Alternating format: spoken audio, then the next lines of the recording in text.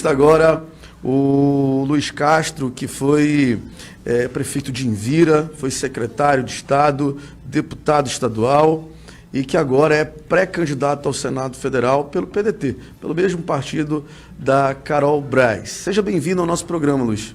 Obrigado, Alex. Obrigado a todos dessa equipe da Rádio Onda Digital. Um prazer estar aqui para conversarmos sobre assuntos de interesse da sociedade amazonense. E a gente começa falando de um tema que é muito importante neste momento, que é a Zona Franca de Manaus. Como é que o senhor está vendo a Zona Franca de Manaus nesse momento sendo atacada pelo presidente da República, pelo governo federal?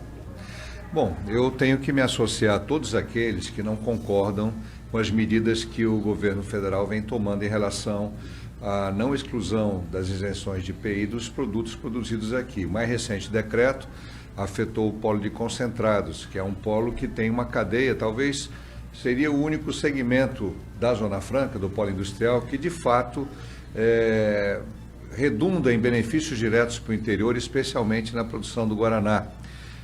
Porque a Ambev e outras empresas adquirem o Guaraná de Maués, de Urucará, e, portanto, contribuem para uma cadeia produtiva que tem a sua origem no próprio interior do Estado. Então, além da agressão atingir o polo industrial eminentemente sofisticado, duas rodas, eletroeletrônico, produtos eletrodomésticos, agora essa nova medida vai também atingir os municípios de Maués, o município de Urucará e outros municípios da região. O IPI é uma das vantagens comparativas da Zona Franca de Manaus. Não vai ser esse decreto, no primeiro decreto, que vai provocar a saída de empresas imediatamente. O segundo decreto do polo de concentrados já é mais delicado, ele pode afetar diretamente indústrias de grande porte, que pode se deslocar inclusive para outros países, né? Que é o mais viável. É o que acontece geralmente outros países. Paraguai, Uruguai, Equador, o México oferecem condições muito atrativas. Portanto, a gente também tem que colocar as coisas com clareza para a população. O mais grave desses dois decretos é que quebra uma segurança jurídica que está prevista na própria Constituição. Essa segurança jurídica é base para que os grandes investimentos cheguem ao Amazonas. Se não há segurança jurídica, o governo federal, com uma canetada, começa a retirar as vantagens comparativas da Zona Franca, qual nova empresa virá para cá se instalar num ambiente de insegurança? O empresário, o executivo de uma grande empresa multinacional ou nacional, ele sempre vai analisar o ambiente de negócio que ele vai ter, onde ele vai colocar efetivamente o seu empreendimento. E agora, com certeza, nós vamos ter uma diminuição drástica dos novos investimentos, a não ser que o governo federal tome uma posição, ou o Supremo Tribunal Federal tome uma posição bem clara em relação a isso. A temeridade nós não temos vantagens comparativas logísticas, nós temos desvantagens logísticas. E nós temos uma energia elétrica muito cara, aliás, absurdamente cara, porque nós temos o gás, o petróleo de Urucum, nós temos, a Balbina já amortizou seu investimento há muitos anos e, portanto, não há justificativa para o Amazonas pagar a energia mais cara do Brasil. Isso afeta, Alex, você e eu, a Carol, como consumidores residenciais, afeta esse empreendimento aqui da rádio, toda a imprensa, o comércio, mas afeta também a indústria. Então, nós precisamos, de fato, também discutir a questão das tarifas de energia em nível nacional. O modelo de privatização, de definição das alíquotas de cobrança de energia elétrica foi perverso quando o Amazonas foi interligado com a rede nacional. Não, apesar de Nós pagamos por uma crise hídrica que não temos. Exatamente, ao contrário.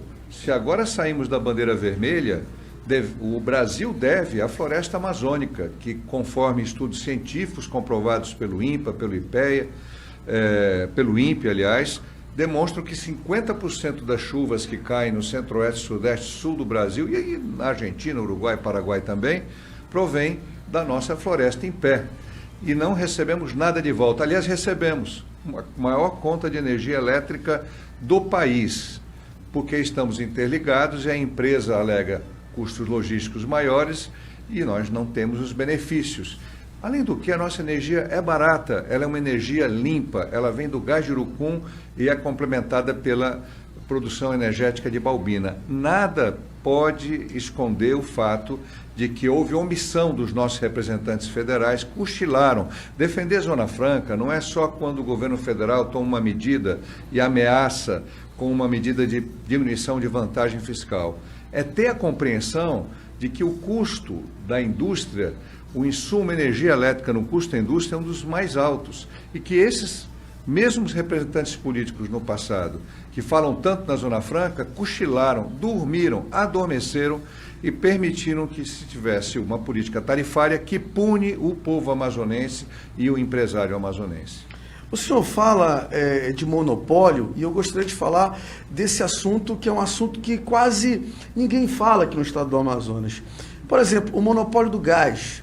Foi quebrado agora o monopólio do gás, mas se tinha o monopólio do gás aqui. Quando se quebra um monopólio, se dá a possibilidade da concorrência. Como é que o senhor vê, por anos, o Amazonas ter o monopólio do gás?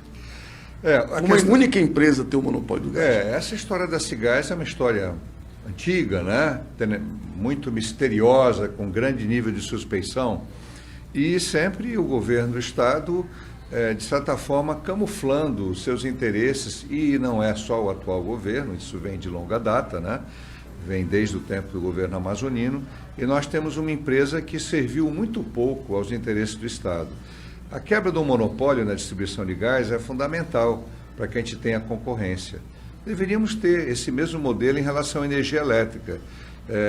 Fui uma vez, tive a oportunidade de participar de um curso na Espanha, no País Basco, e a gente percebe que o consumidor tem opção.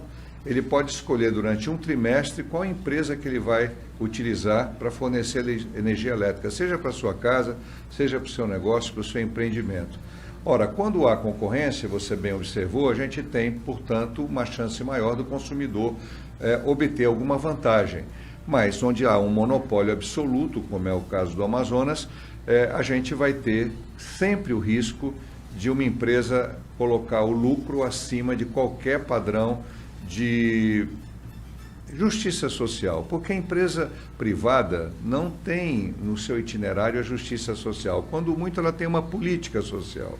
Mas justiça social tem que ser fruto de políticas públicas que mediem a relação economia-sociedade. Não exageradamente, para não inviabilizar os negócios, mas mediando aquilo que afeta diretamente a vida do consumidor. Cesta básica, energia elétrica, preço de gás, gasolina, combustível, são itens que precisam ser mediados pelo poder público. O preço da gasolina e do combustível. O Ciro Gomes vem colocando com clareza há muito tempo que foi tudo dolarizado. Porém, nós somos autossuficientes em produção de petróleo, né? Essa questão do dolarizado é bem interessante e eu quero abrir uma aspa para a gente conversar sobre isso, porque a gente produz gasolina em real, mas a gente paga essa gasolina em dólar. Como é que o senhor vê essa mudança, que foi uma mudança feita no governo Temer, no governo do MDB? Não foi uma mudança, foi uma mudança que o Bolsonaro, ele mantém, mas ela começou lá no governo Temer. Mas eu quero que o senhor responda essa pergunta depois do intervalo comercial.